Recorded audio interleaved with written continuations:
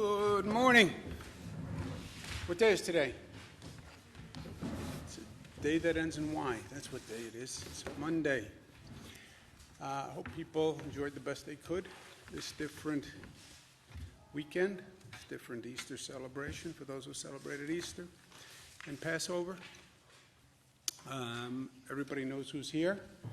Doctors to my right, Dr. Jim Malatras, Dr. Howard Zucker to my left, Secretary to the Governor Melissa DeRosa, and Budget Director Robert Mahica. Let's give you some facts, plain truth facts. Here's the good news. The curve continues to flatten. We talked all along, quote unquote, the experts said that there were two possibilities. You could have a high point and then an immediate drop off, or you could have a plateau. It appears that we have a plateau. It's flattening. It's the flattening of the curve. The increases slow down. It flattens out for a period of time. Nobody knows how long because nobody's been here before. But if you look at the number of total admissions, 18,000, 18,000, 18,000, 18,000, that's definitely a flattening. That is good news. Still going up a little bit, by the way. Go back a second. Still going up a little bit, but a basic flattening as opposed to increasing gaps. The total number of hospitalizations, net, down, a little bit up, a little bit down, but overall just follow the line. Don't get caught up in the day-to-day. As we say, the 3-day rolling average, which is more accurate than any one day, is down again. The net change in ICU admissions is down. Again, I discount this ICU admissions because the old demarcation of an ICU bed in a hospital and a regular bed in a hospital is gone. Almost every bed is basically an ICU bed.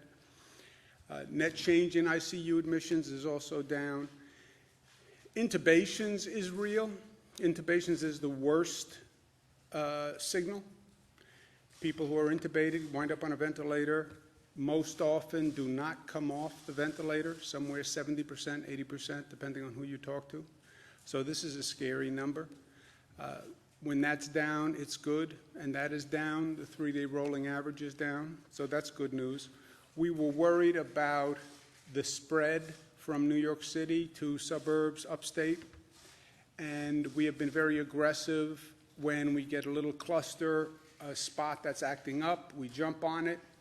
This is like watching a fire going through dry grass with a strong wind, and it's blowing the fire, and a couple of embers wind up on one side of the field, and the embers start to catch fire, and that's a cluster, and you have to run over to those embers and stamp them out right away before they grow. But you see the stabilization there, and that has been good too. This is a new take on it. We talk about net hospitalizations. This is the number of new COVID hospitalizations to date. This is how many new COVID diagnoses or people walking into the hospital had COVID. So you see still about 2,000 people per day are walking in or being diagnosed with COVID. So you're still increasing the hospital population initially by 2,000 people who are testing positive for COVID, but on the other side of the healthcare system, people are being discharged on the other end. So the net is what we talk about because we've always been worried about lack of capacity in the hospital system where you pour the water into the glass and the glass overfills, where the hospital system just can't handle the number of people coming in. And that's why we've been studying the net. But this says, take a deep breath. You still have 2,000 people per day who are coming into the hospital system. And the terrible news is as terrible as it gets, and the worst news I've had to deliver to the people of this state as governor of New York, and the worst news I've had to live with on a personal level. Number of deaths is 671.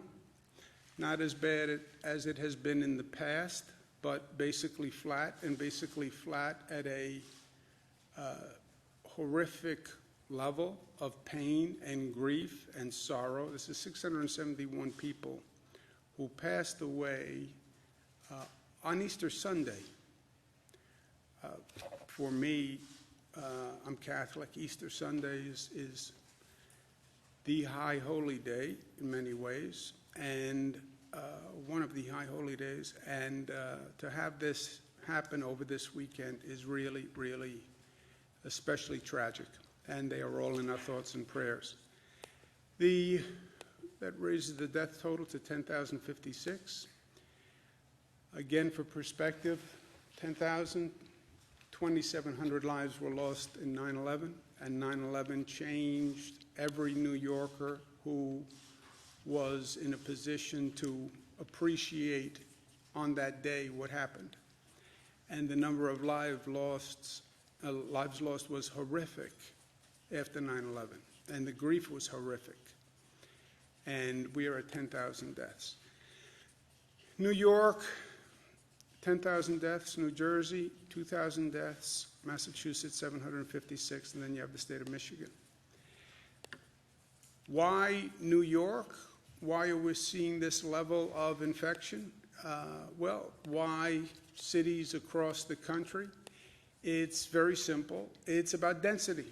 It's about the number of people in a small geographic location allowing that virus to spread, and that virus is very good at what it does. It is a killer. It is very good at spreading. It is very contagious, and the dense environments are its feeding grounds. We learned that lesson very early on. Remember, we had one of the first hot spots in the nation. One of the most intense clusters was New Rochelle, New York. New Rochelle is in Westchester County. It's not in New York City. Why New Rochelle? And that's what I was so concerned about early on. We didn't know what we were looking at. Why New Rochelle? Because in New Rochelle, one person or two people who were infected were in dense gatherings with hundreds of people, and it spread like wildfire. So it's not just a dense city or a dense community. It's any person in a dense environment. You can be in a very rural county. You know, people think New York, oh, it's all New York City. No, no, we have counties that have more cows than people by population. You can be anywhere. But if you have a person who's infected in a room of 200 people, 300 people, 400 people, now you have a problem. This goes back to the Spanish flu, where some cities canceled parades, other cities didn't cancel parades. We went through these numbers when we had the decision on the St. Patrick's Day parade, which Bernadette still will not forgive me for. But you can have a parade in a relatively small city, but you bring people together, and this virus has a feeding frenzy. Where do we go from here? Question of reopening, which everyone wants to do, and everybody wants to do yesterday. I am at the top of that list. We have to understand on the reopening, as much as we have this emotion, we want it to happen, and we want it to happen now, and we can't take this anymore, and everyone feels the same. It is a delicate balance. Remember what we have to do on reopening. And remember, it has never been done before. None of this has been done before. So anyone who says to you, oh, I know what we should do, I know. Yeah, you don't know because nobody knows. And that's the one thing that we have learned over and over again. And this place has never done this before. Also, you look around the world, you see warning signs from countries who have opened. And my point is to our team, I want to learn from those other countries, frankly. And I want to make sure we know from our studying and assessment of what's gone on in other countries that what worked, what didn't work, and let's learn from those lessons. And you can now go back and look at Wuhan province and look at Italy and look at South Korea and see what they did and see what worked and what didn't work, so let's learn. So we'll listen to the experts, we'll follow the data, but remember, this is a delicate balance. What are we doing on reopening? We are easing isolation. We want to increase economic activity. That will happen essentially through a recalibration of what are essential workers. Remember, we never turned off the economy, right? The economy is still functioning. You can get in your car, you can get gasoline, you can go to the grocery store, you can shop. You can get on a bus. The economy is functioning. We never turned it off. We turned it way, way down, and it's just the essential services that have been operating, but the essential services have all been operating. What you will be doing, in essence, on the reopening is recalibrating what is essential, right? You'll start to open that valve on the economic activity, and you'll turn that valve very slowly, reopening the economy, more essential workers. Do it carefully, do it slowly, and do it intelligently, more testing and more precautions at the same time that you're opening that valve. More testing so you have more information about who should be coming in, et cetera. More precautions because you know that works as you're calibrating and opening the valve. And while you're opening that valve, watch the meter. What's the meter? The meter is the infection rate. The meter is those daily hospitalization rates. And there is a cause and effect. You have density, you have more people infecting other people, you will see it within a matter of days in that hospitalization rate. So yes, open the valve slowly, advised by experts. Keep your eye on the meter. The meter is the infection rate. And watch that infection rate. And if you see that infection rate start ticking up, which would be undermining everything we have accomplished thus far, then you know you've opened the valve too fast. That is the delicate balance that we have to work through. And that is what has never been done before. And nobody can tell you today, I know how to do that, because it just hasn't happened. So what do? First, we come up with a reopening plan. I'm not interested in political opinions. I'm interested in what the experts say about this. To the best they can tell you. But you have public health experts. They can study South Korea. They can study China. They can study all the data that we have. You have economic experts that can help you decide what is the next notch of essential workers that can actually start the economy back up and have a consequential change. But that is a real plan, and that has to be developed, and that has to be smart. The wider the geographic area for that plan, the better, because this virus doesn't understand governmental boundaries. Well, I'm Westchester County, so you, virus, have to stop before entering here and follow my rules. No. The virus follows its own boundaries and its own guidelines, and it doesn't have any. The geographic area that is an economic area, a workforce area, a transportation area, that's the relevant area that we have to be looking at. You have to coordinate all these systems. You can't start one system without starting the other systems. You can't start the economic system without starting the transportation system. And if you can't run the transportation system, then you can't reopen the economy. It just doesn't happen.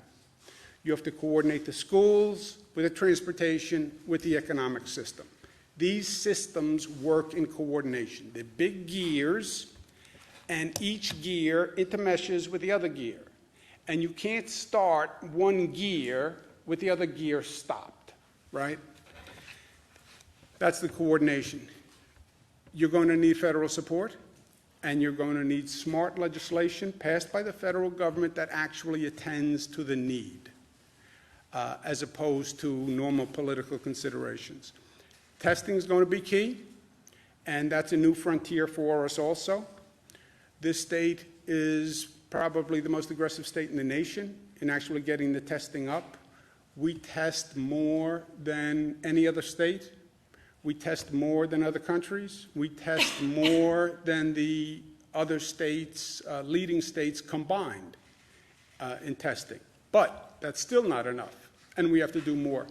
And we know that the precautions work. The masks work, the gloves work, the temperature taking works. It's abnormal, it's different, but it works, and we have to do it. And while we're doing this, we have to remember to stay the course and not jeopardize what we have achieved. And we have achieved much. This afternoon, I'll be joined by other governors. We've been talking to other states, Connecticut, New Jersey, Pennsylvania, Delaware, Rhode Island, for the past couple of days about coming up with, how do we come up with a reopening plan?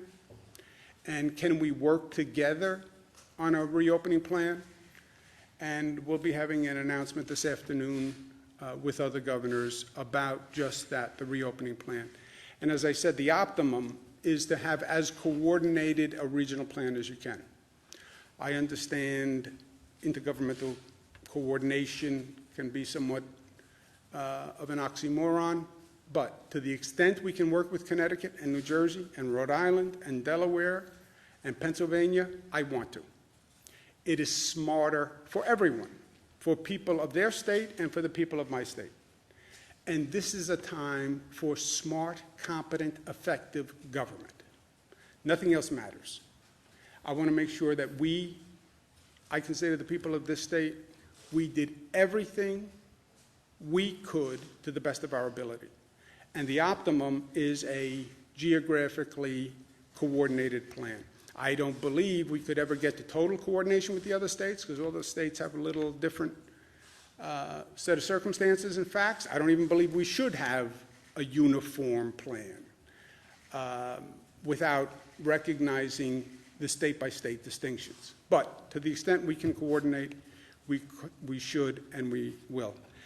Last point, and this is a personal point, when is it over? I have this conversation 100 times a day. I had it last night with my daughters. When is it over? And it's a difficult conversation because people want it to be over so badly, right? I want the fear to stop. I want the anxiety to stop. I don't want to have to worry about my brother anymore. I don't want to have to worry about my daughters. I don't want to have to worry about my mother. I want it over. I want to get out of the house. I want to get back to normalcy. I've been living on this weird, disorienting, frightening place. I'm afraid to touch people. This is it violates the human behavior and needs. When is it over? It's not going to be over like that. It's not going to be we flick a switch and everybody comes out of their house and gets in their car and waves and hugs each other and the economy all starts up. I would love to say that's going to happen. It's not going to happen that way. It can't happen that way. Can it happen in some communities across the country where, frankly, they have very low infection rates and they could come up with a testing regimen where if they find 1 or 2 cases, they quickly jump on those 1 or 2 and they isolate and they track? Yes. But is that going to happen here? No. Is that going to happen in any community that has a significant issue? No. There is going to be no epiphany.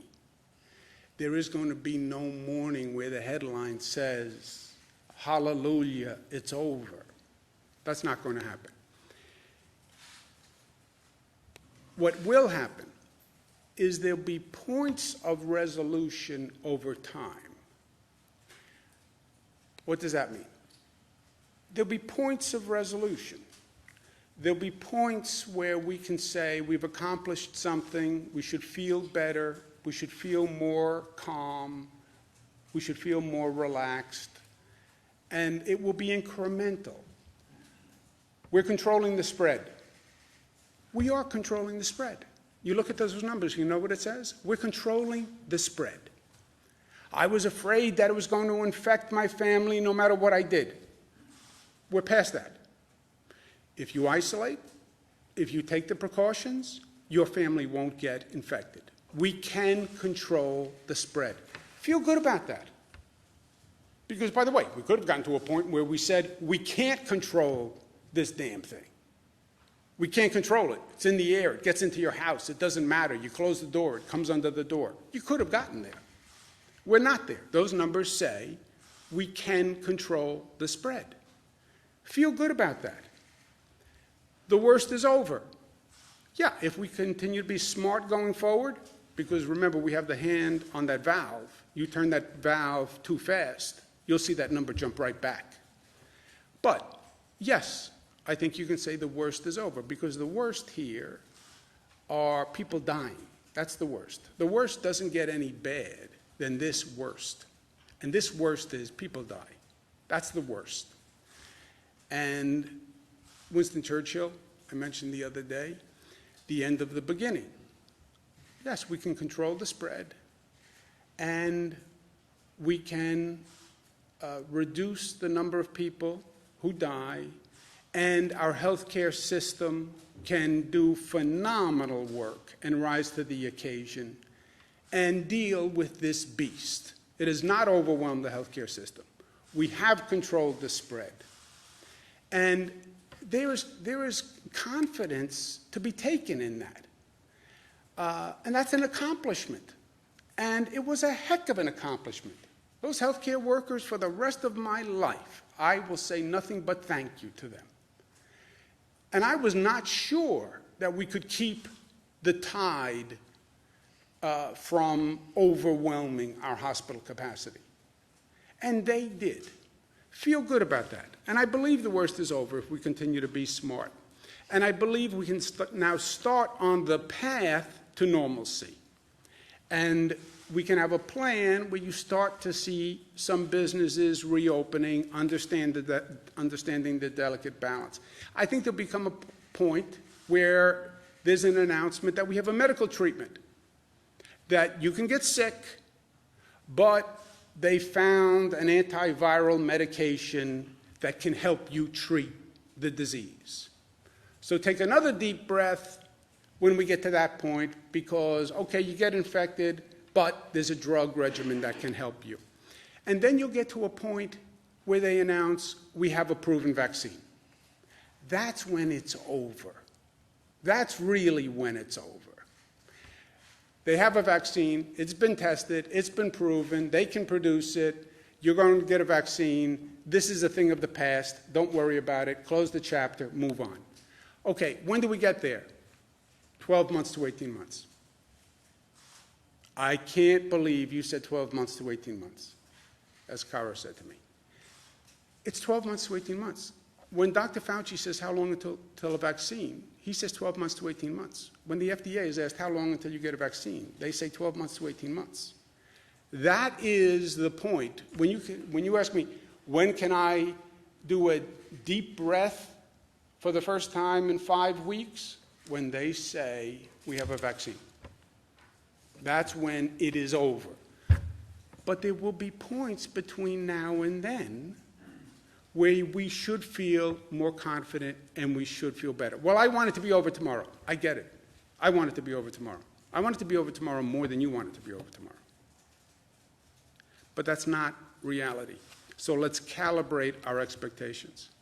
And in the meantime, stay the course, because we have accomplished a lot through heroic efforts of healthcare workers, police officers, transportation workers who showed up to drive those trains and buses every day. I mean, people just doing extraordinarily brave, generous, courageous things every day, literally putting their lives at risk for the public. And we have flattened that curve by people's actions. which, remember, is why those projection models were all wrong. The projection models were high. They weren't wrong. It's a bad word. What they were saying is this is where the infection will go if unabated. What's the question mark on whether or not you can abate it?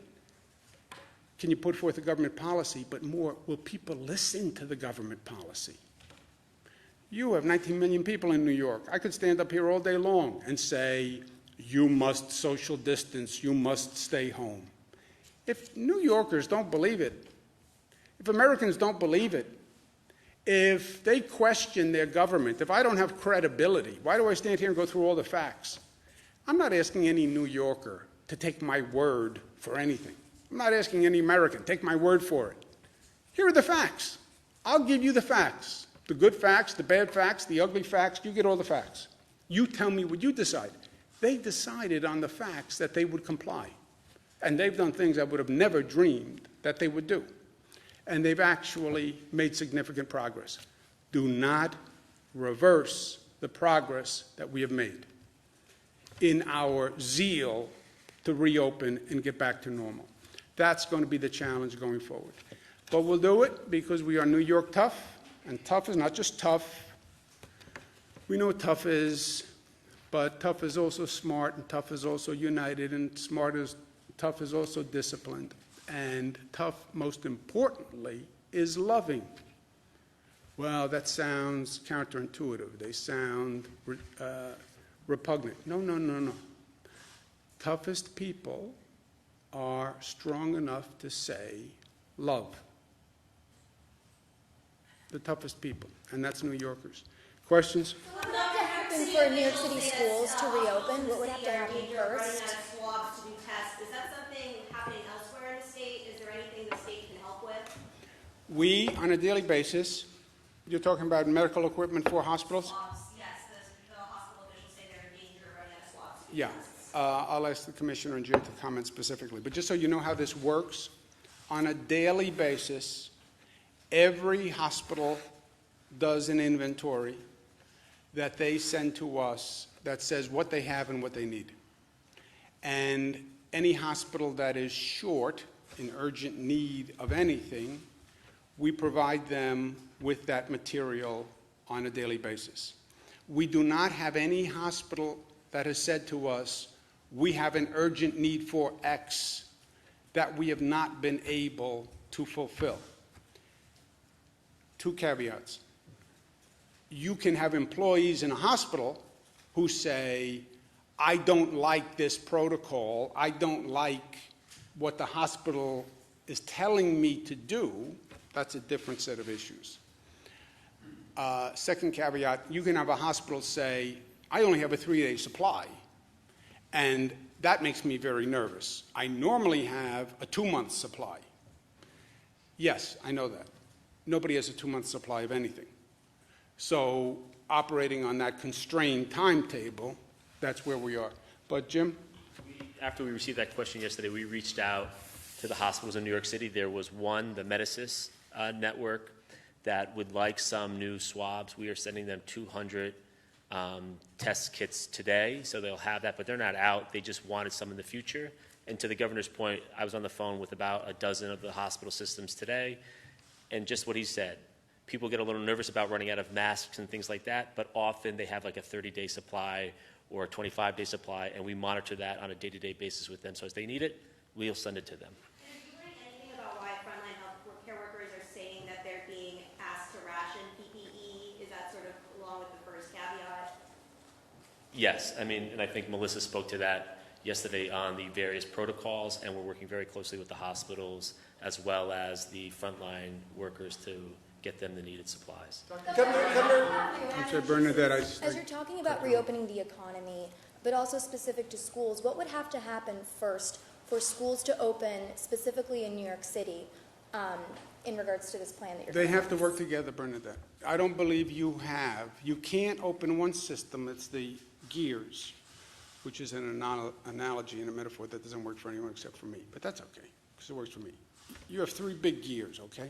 You have transportation, you have economic, you have schools. Let's take just those 3. you want to start turning one gear. They all intermesh. You have to turn the other two gears. You can't tell me to go back to work. I live in Nassau County. Let's say I live in Westchester County, because I did. You can't tell me go back to work in New York City if you don't have the transit system operating. I take the train from Westchester to New York City.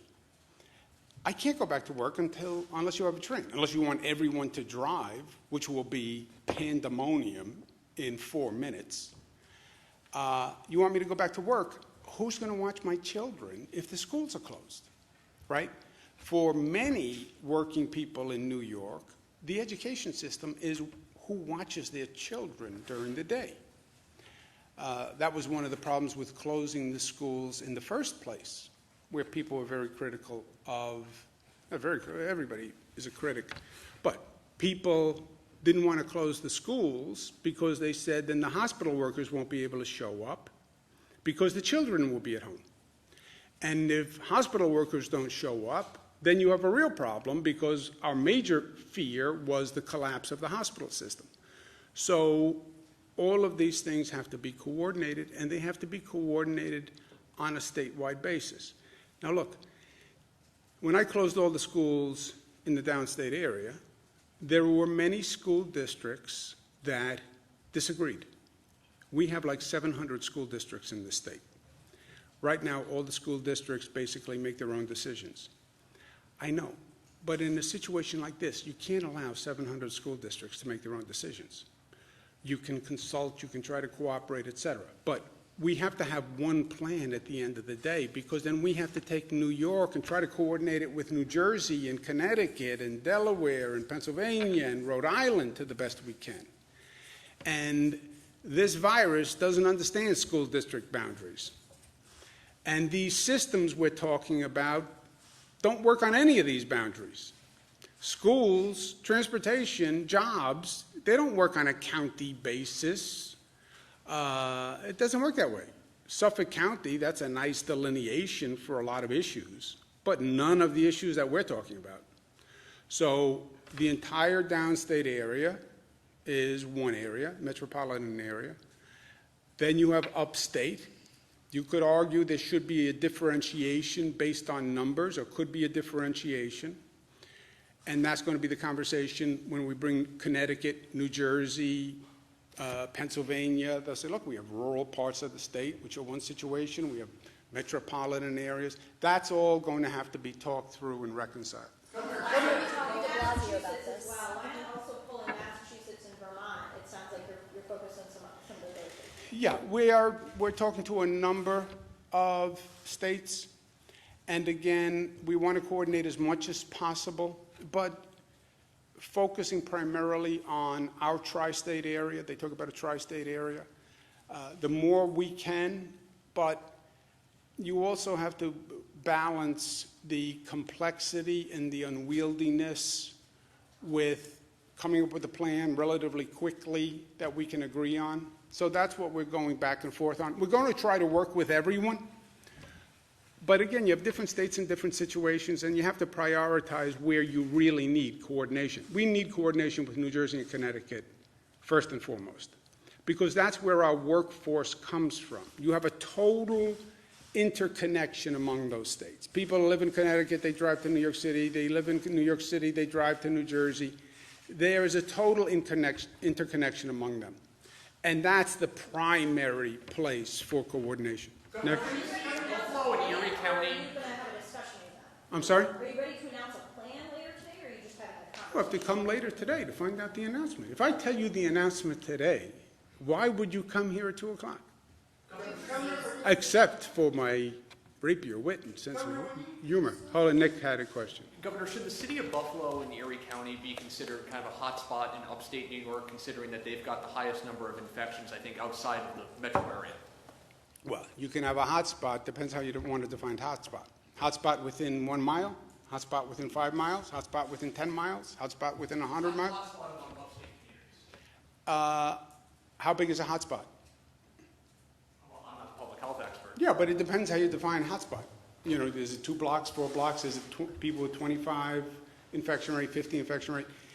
I call them clusters. You have clusters that pop up across the state. As soon as you see some smoke and you see a little fire, run there and tamp it out as fast as you can.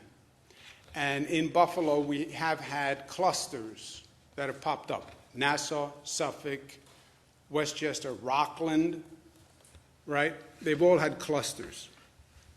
Governor, when you say you believe the worst is over, are you in effect encouraging the type of behavior that you're trying to prevent? I mean, this sort of optimism that might bring people out of their homes into No, public that's spaces? why I've said the exact opposite 57 times.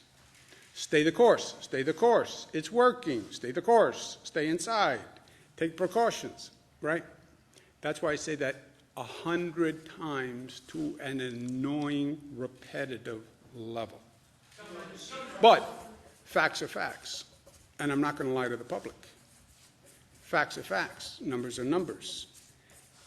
I need the public to believe in the credibility of what we're doing, right? Credibility comes from two elements, in my opinion. Are you giving me all of the information, or are you spinning me? Are you deciding that you can't tell me facts because I may become too optimistic? Are you manipulating me with giving me information, which is what I think you're suggesting? No, you get all the facts. I'm not worried that you can't handle information. You get all the facts. Second, what I am proposing we do is drawn from those facts, right?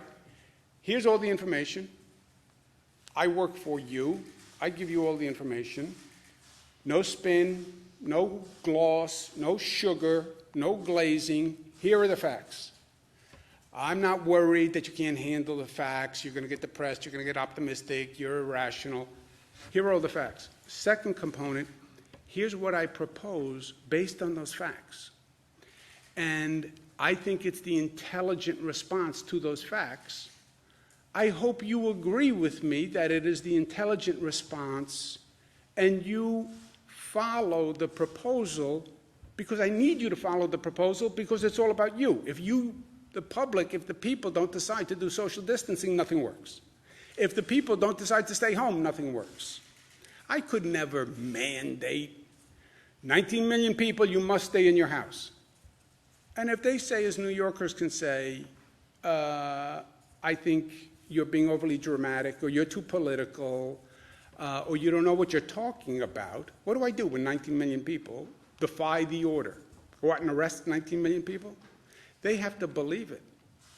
So they get all the facts. I'm not going to shape the information they get. Here are all the numbers. But, and here's my policy based on the numbers. And here's what I suggest, and I hope you think it is not only credible, but competent and smart. And I hope you accept it. It's the best I can do. Joseph? All those numbers that we have, the amount of people hospitalized are at a record high, the amount of people in the ICU are at a record high. We just crossed over into 10,000 deaths in New York. What makes you feel so confident that the worst is over? I'm not confident that the worst is over.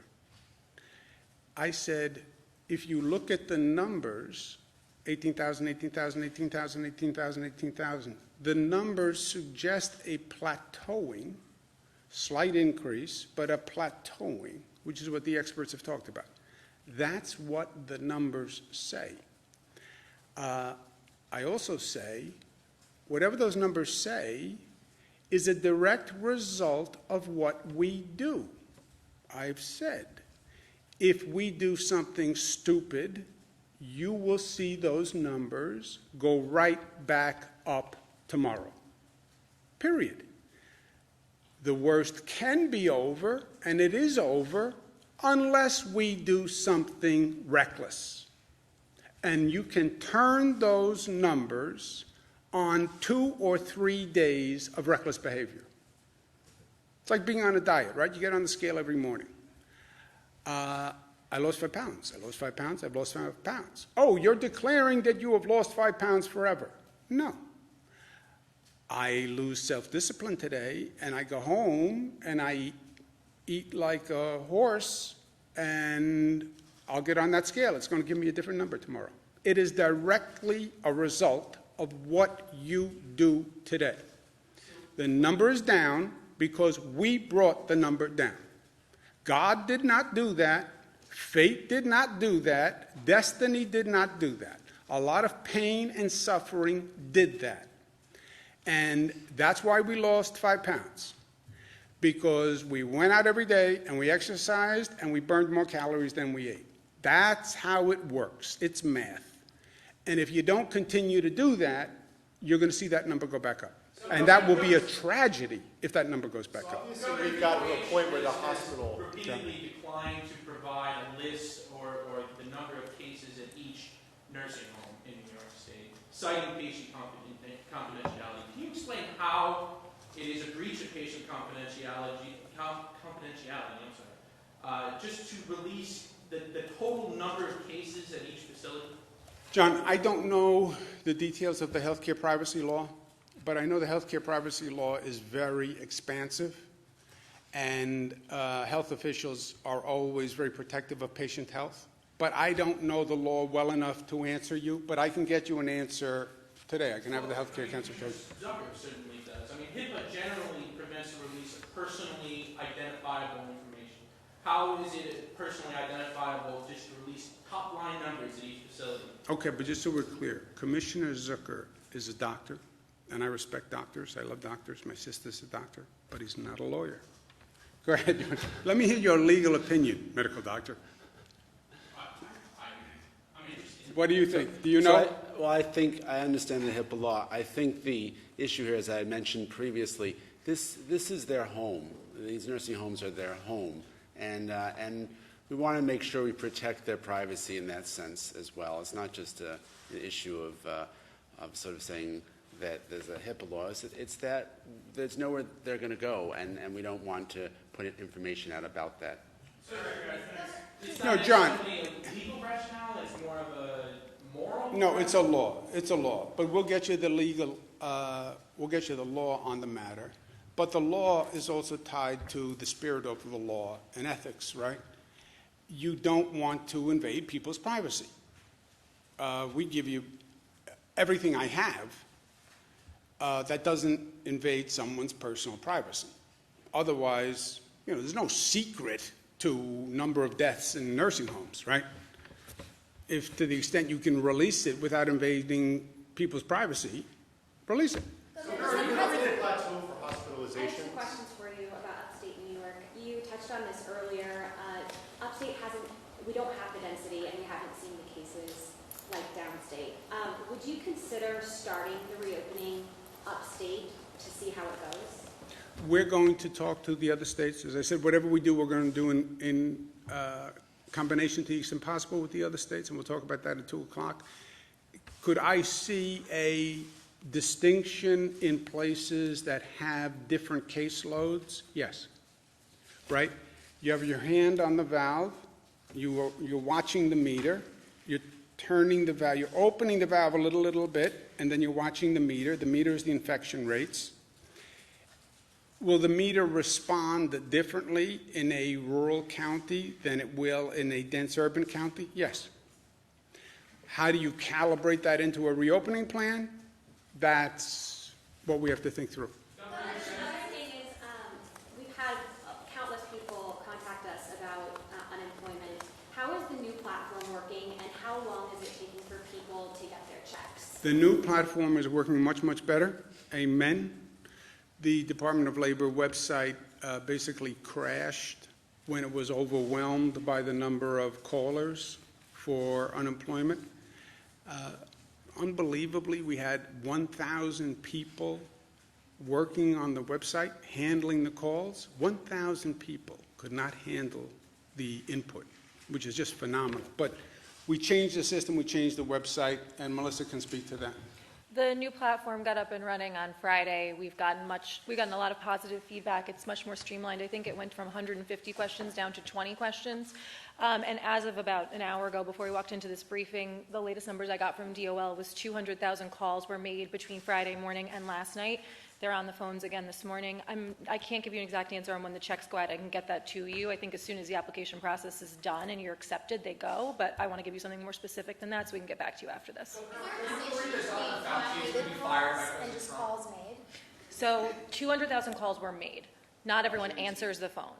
And by the way, for the public who's listening right now, if a call comes up and you're on that list and it's private, answer it, please, because that is the Department of Labor calling to finish your process. So when I say 200,000 calls were made, 200 attempts were made, and then there's obviously, it's a percentage of that where they've actually connected. The calls where they've connected, they do close out the applications. And from what I've heard, that's been very successful. I can get you the completed number after this. There's like one more question. Nick? Are you worried that President Trump is going to fire Dr. Fauci? Oh, I would be. Look, I think Dr. Fauci is great. I think Americans trust him.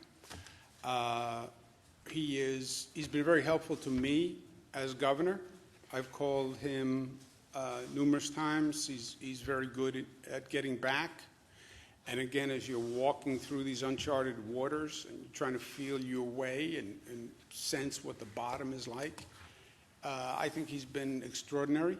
And I think it would be, I can't imagine that I just can't even, with as crazy as things get in this world and in crazy Washington, I can't imagine that would ever happen. Anyone, did I say anything we need to correct? Anything that I didn't say that was right? For Buffalo, Nick, we've been following Buffalo very closely. There are 200 positive cases, hospitalizations right now in Buffalo. That's up from 225 of a couple of days ago. So it's pretty stable right now. So we're watching numbers locally hour to hour almost. So Buffalo's pretty stable right now, but if it pops, we'll definitely have more people on it. Melissa, you want to say something? Rob, do you want to say anything? I'm going to be back at 2 o'clock. I'm going to be back at 2 o'clock. Hold it. Note it for 2 o'clock. I'm going to be back at 2 o'clock. You won't be coming 2 o'clock, Jesse. I know you. You won't be back if I tell you. I'll see you at 2 o'clock. Thank you, guys. Thank you.